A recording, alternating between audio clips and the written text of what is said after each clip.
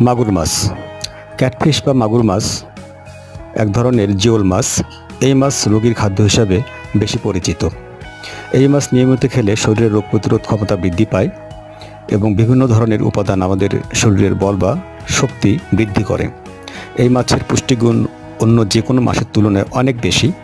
Iron ও ক্যালসিয়ামের মতো খনিজ উপাদান প্রচুর পরিমাণে রয়েছে এই মাছে। শিং বা মাগুর মাছে থাকা আয়রন অ্যানিমিয়া রোগের অনেক উপকার করে। এতে থাকা ক্যালসিয়াম হাড় ও দাঁতের জন্য অত্যন্ত উপকারী। ক্যালসিয়াম হাড় মজবুত, শক্ত ও দৃঢ় করে। যে সমস্ত লোক ক্যালসিয়ামের অভাবে ভোগেন, এই মাছ নিয়মিত খেলে ক্যালসিয়ামের ঘাটতি থেকে মুক্তি পেতে পারেন।